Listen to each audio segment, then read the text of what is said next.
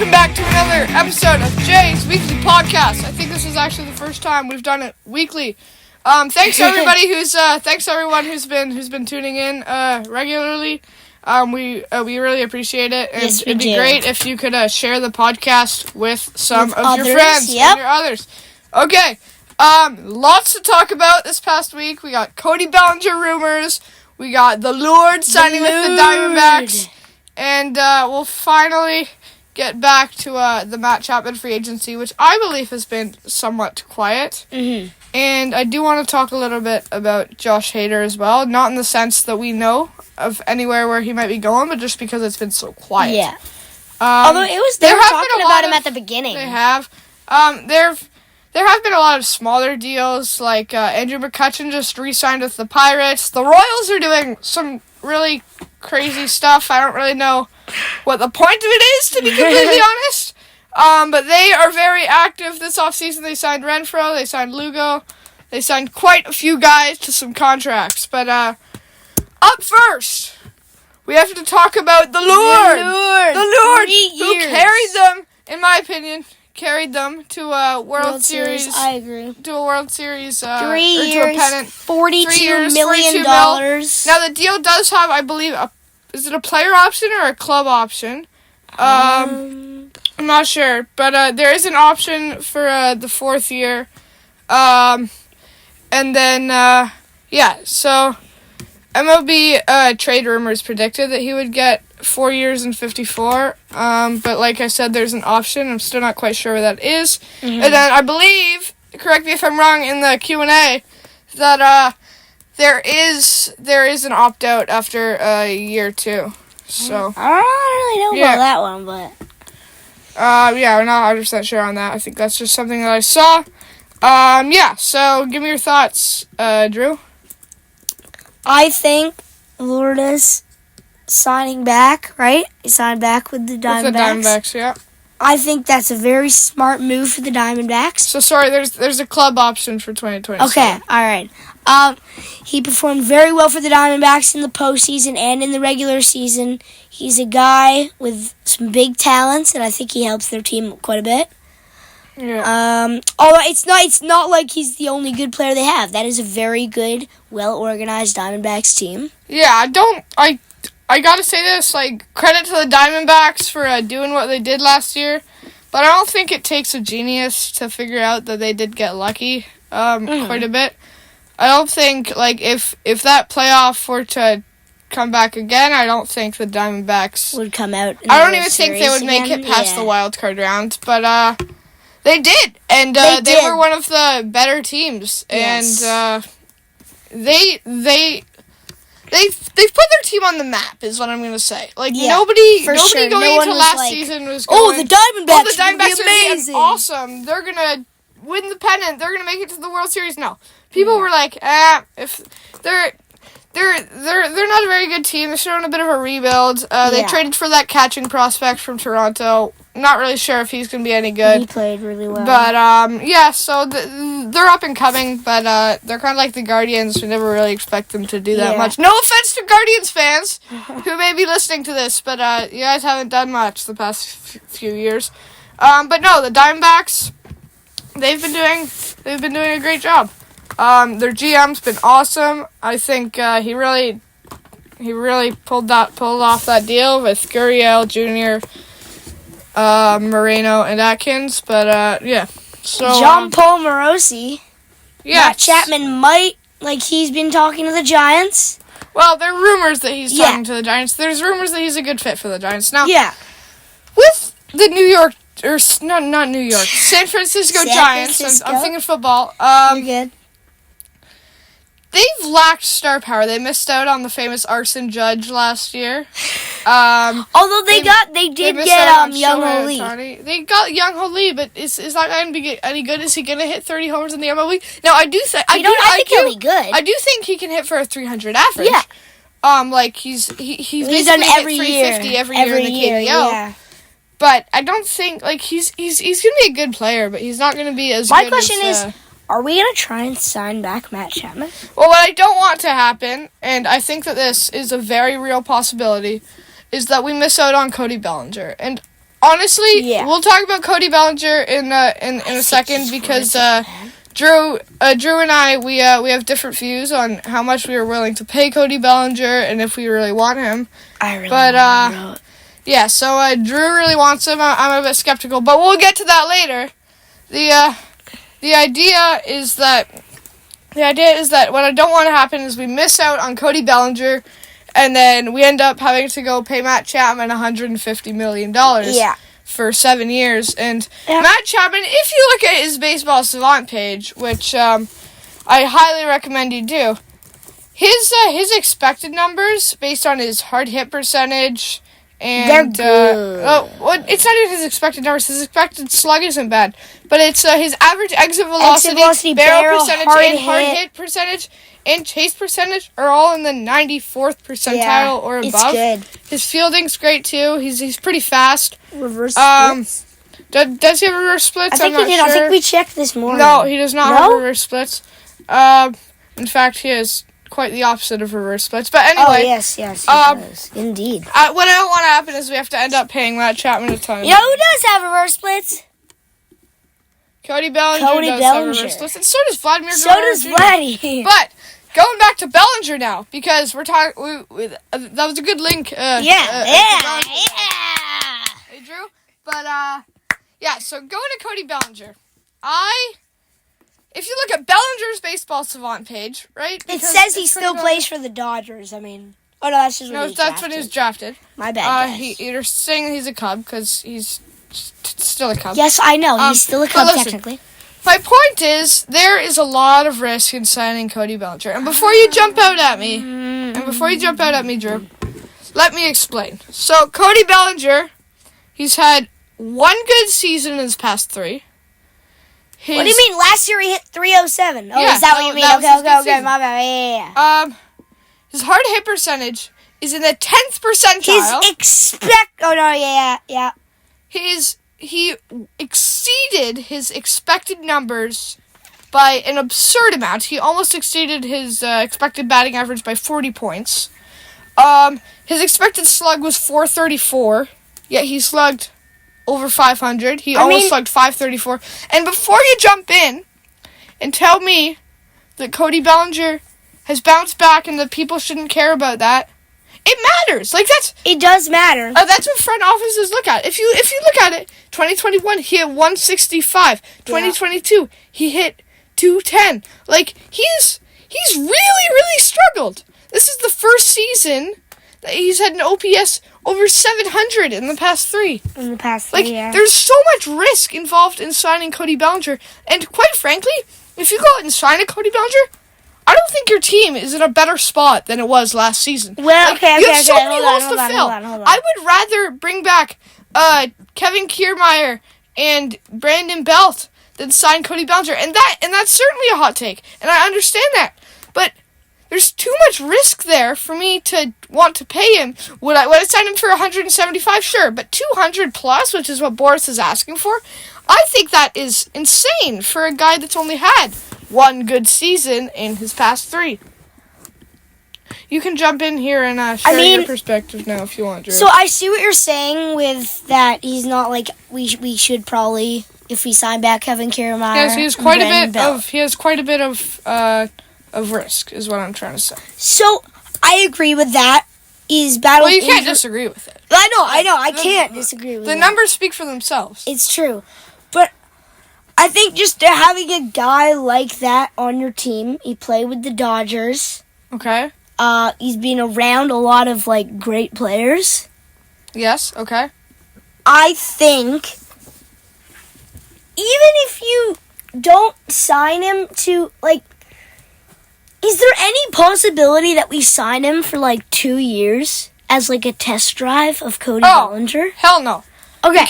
And the reason I say that is because his agent is Scott Boras. And if any of you listeners have no idea who Scott Boras is, he is one of the arguably most successful but also most annoying agents in not just baseball but in sports history. He never signs extensions, or very rarely signs extensions. He always urges his clients to go to to go to free agency. So what? You thinking like a 1-year deal? No, he's made it very clear that he believes teams should dismiss that hard hit percentage.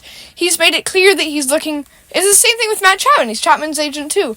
They're both looking for deals of 7 years or more, and you don't want to pay Cody Bellinger $20 million a year to hit 165 and 210. You want to pay him $20 million a year to hit 307 with an 881 OPS and 26 home runs. Yeah. You're paying Cody Bellinger for what he did this year. And we don't want to see a repeat of what happened in 2021 and 2022. Okay, I agree. I'm just going to find something. You keep talking. I'm just going to find something. He has power. He's changed his swing, I believe, since he was National League MVP with the Dodgers. Yeah, because he had a very aggressive swing. Well, he still does have a very I know, but he made it less aggressive. It's a much more loopy swing. And when he gets a pitch in the heart of the plate, he doesn't miss it. No, he does not. This year. And when I say he doesn't miss it, I mean, he doesn't always hit it very hard. But he hits it. He hits it. But it's not like every single time he's hitting it over the fence. Like, if Cody Bellinger is listening, which I can almost guarantee he is not, because nobody's really heard of Jay's weekly podcast, which is why we would love for you to share it with your friends and other MLB fans.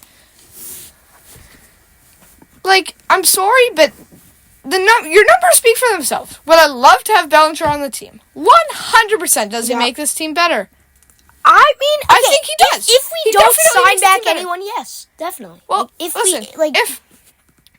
does the team without Hyunjin Ryu, Whit Merrifield, Kevin Kiermaier, Brandon Belt, get better if we sign him? Yes. And I know for that sure. No, and I know that I'm missing some names when I'm saying this, right? But losing all those key players in free agency, right?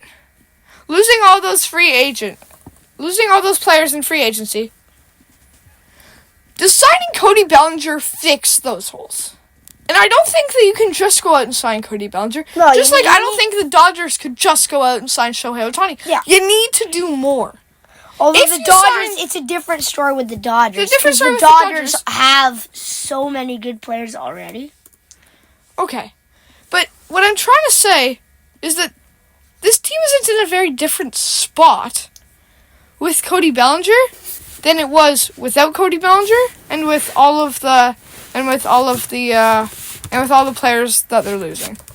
And the reason I say that is because do we know what Cody Bellinger's WAR was last year? I don't know what it was off the top of my head, but last year the amount. So his I can't even find the WAR. His WAR was 4.3.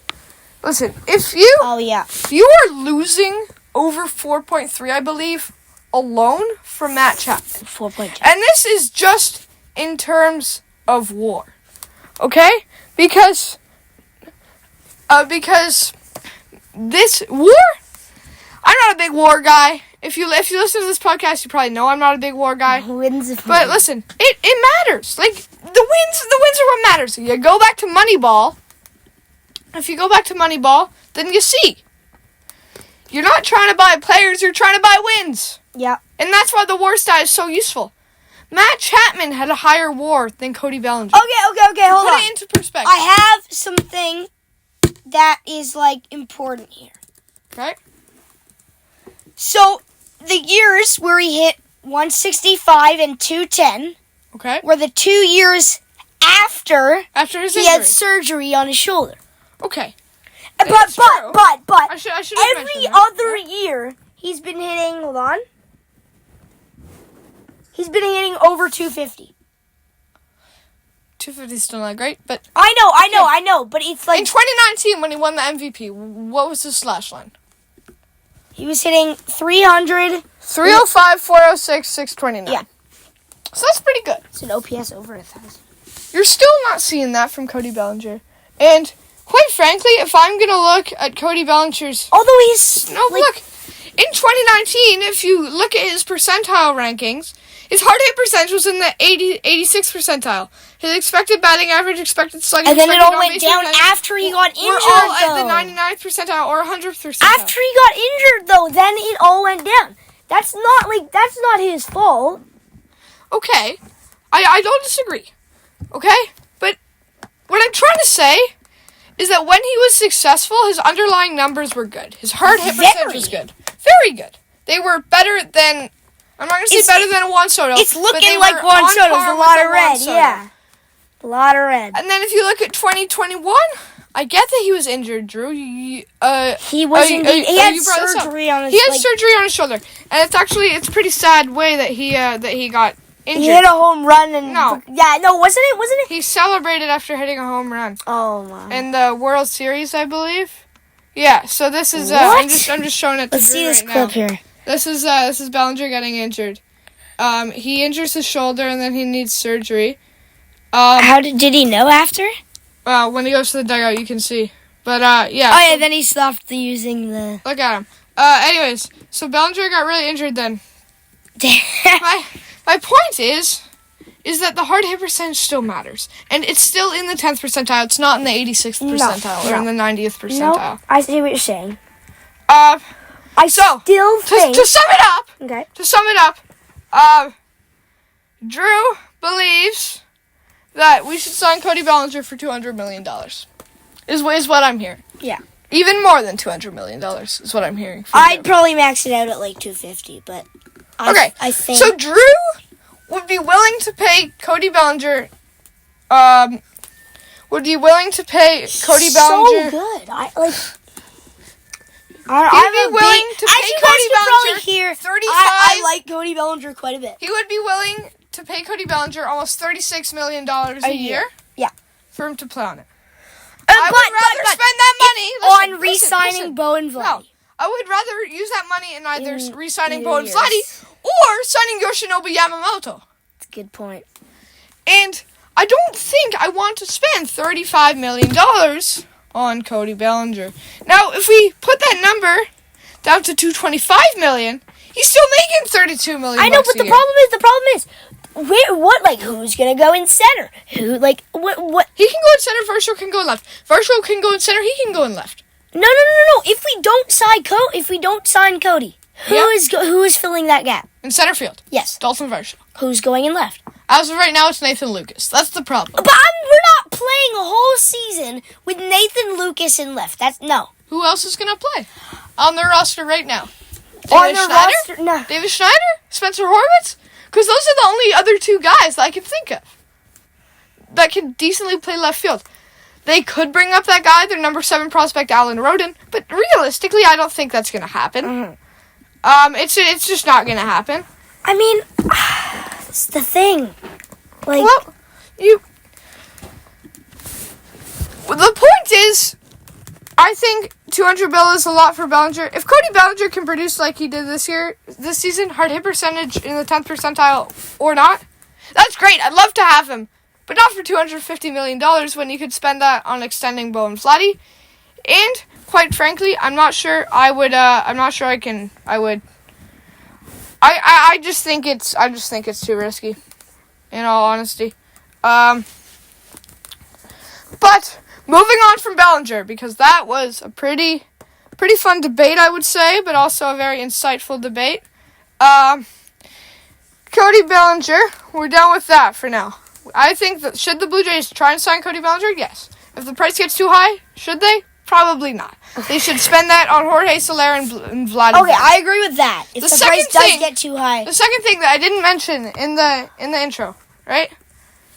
Whit Merrifield's still out there. Yeah, Whit Merrifield is still out there. He's not coming back. Okay? Why not, man? I'm a big fan of Whit Merrifield. I would like him to come back. I don't think he wants to come back. If you heard what he said after the Barrios decision, he said that he should have been played more. He said a whole ton of stuff that didn't make it seem like he really wanted to come to the Blue Jays. Yep. But what I did want to talk about is so the calculated market value on SpotRack is $22.5 million for Bellinger. Yeah. But what I wanted to talk about was Vladdy Guerrero Jr. And specifically what I wanted to talk about, what I specifically wanted to talk about with Vladdy is that this guy is getting in shape. Like, he's been meeting with a trainer. He's been, But everyone's been meeting with the trainer. Okay. But, like, okay. What I'm trying to say is that Vladimir Guerrero Jr., he's getting fit. He won, like, what's his name? Berrios' home run derby thing. But, there's some photos of him on his Instagram. I highly encourage everybody to check it out. Vladdy's getting fit, everybody. And Vladdy is not going to slow down. And looking the way he is right now, I truly believe that, that there's a chance that he is a lot better. If you look at him, and I'll show you the photo in a minute or so. After the ad loads. Vladdy is, I feel confident, and the thing is, I don't want to get into the same trap that we did last year, but I feel confident that Vladdy G is going to be doing quite well. So, you were asking about outfit, like the lineup. The projected lineup is Springer, Bichette, Guerrero, Jansen, Biggio, Schneider, Varsho, Kirk, and Lucas. In case you were wondering. So not great. We still don't know about Alek Manoah. We don't really know what the plan is for him. Atkins said that he had a strong leg up, but what does that really mean? Yeah. Yeah, so just, he's not, like, Vladdy is getting fit. That's what I wanted to say. And do you think that it's going to improve his slash line? Because in my opinion, when you have as much talent as Vlad Guerrero Jr., there isn't much room to go down from what he did this season. Yeah, no. If we go back to his percentile rankings in 2021, they weren't very different than what they are right now. Like a little bit redder. His fielding went a little bit, but like not to an insane degree. No. And like Cody, not Cody, but Vladdy, he's getting in shape, guys. And I just wanted to bring that up. Can we see the picture of him? I'm trying to find it. This is just a Luis Robert thing, which is also a potential trade option. I don't really want to trade for Luis Robert because you'd have to destroy your entire farm system. But yeah, so. Anyways, yeah, so, the Blue Jays, they have a chance. I want to see Vladdy! Yeah, I'm trying to find it. Vladimir Guerrero Jr. Show me Vladdy! Vladimir Guerrero Jr. Yeah, so he's just getting fit. So I'll look for it while we, talk about something else. But, oh yeah, this is Vlad right now. Damn, he's putting in the work. I'm joking. From a few years ago. But this, I believe, is Vladdy right now. Yes. I think so. Anyways, the point is, Vladdy is getting fit. He's putting in the work. He's putting in the work. He's going to be running. He's going to come back. He's going to be ready for next season. We do need to wrap it up soon. But one last thing we wanted to talk about was Brandon Belt. Is Brandon Belt going to retire? There's been no noise about him at all. I think he's retiring. I mean, we've really heard, like, abs. We've heard nothing about it. Like, dead he said silent. earlier that he's considering retirement before the season ended. I mean, how old is he? He's like 36 or something. He's pretty old. And, I mean, okay. Oh, actually, no. Last thing. Brandon Belt, pretty simple. We haven't heard anything about him. There's not really much else to know. Yoshinobu Yamamoto, I think he's the top dog right now. Bidding could reach over $300 million. It could beat Garrett Cole's contract for a pitcher in total dollars. I believe... Total doll hairs. Total dollars, yes. This guy's really dang good. Yeah. Like, yes, he is. Yoshinobu Yamamoto, I don't even know if I'm pronouncing that properly. Yoshinobu Yamamoto is very good. Yeah. I've only ever seen him pitch once. That was in the World Baseball Classic. But his numbers with the Oryx Buffaloes, which is his team in Japan, are absolutely crazy. And one thing... So Brandon Belt, let me just pop in here. Yeah. Brandon Belt is he's 35 and 244 days old. Alright, so he's basically... By the time the season starts, he'll be almost 36 years old. And it's not like he's hitting with, like, crazy numbers either. He was the best OPS on the Blue Jays. I know. But in terms of, like, average, he's been hovering around 250. It was the best OPS on the Blue Jays. Yeah. That's what I'm trying to say.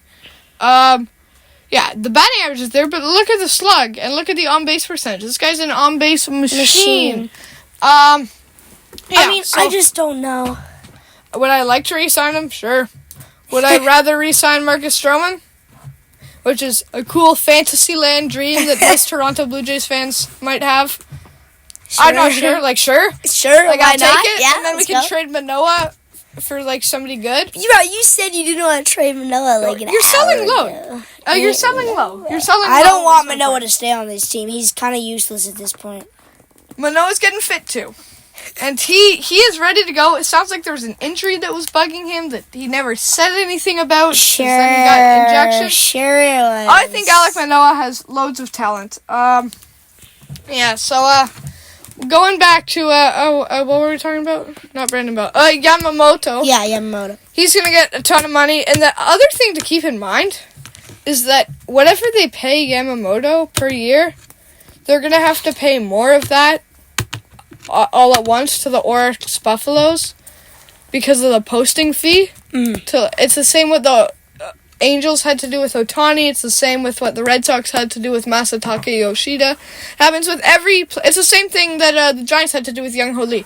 Happens with every player coming over from Asia. And that posting fee can become massive when you have as good of a player as Yoshinobu Yamamoto. So, in my opinion, I think the Mets, Yankees, and Dodgers are the front runners. And the Mets, they met with him. We know that they met with him before the season ended. Mm-hmm. And no one's going to outbid Steve Cohen in the Mets. We know that. Yeah. So, what do you think on the Yamamoto? Where's he going? When's he going? I don't want to say the Mets because their franchise they're kind of just throwing money everywhere. They're throwing money, and they haven't really. Yeah, it's not really working. Well, it didn't work last year. No, it did not. But with Yamamoto, he's going to sign a long-term deal. He's only 25 years old, which is another key thing. The team doesn't have to be, like, winning at the moment. No. Like, he could sign with the Royals. And just, like, chill there and get some money. Actually, he wouldn't sign with the Royals. But he could, because the Royals have shown, and I'm just using the Royals as an example. They're going to go out and get people. I do not think that he's going to sign with the Royals. But my point is that it's not like Ohtani. The team doesn't have to be good now. They could be good in 5 years, and Yamamoto's still going to be on the team. Yeah. That leaves the Red Sox in there. That leaves lots of other teams in there. Heck, that even leaves the Diamondbacks in there, who we talked about earlier. Yeah. But realistically, I think the Mets are going to get it, unless no one's going to outbid the Mets. No, so exactly. I believe the Mets are going to get it. And another thing, he does have a deadline. Like, he does have a deadline. In just over 2 weeks, on January 4th at 5 p.m., that's his deadline to sign. If he doesn't sign within then he's just going back to Japan and playing on this Oryx Buffaloes team.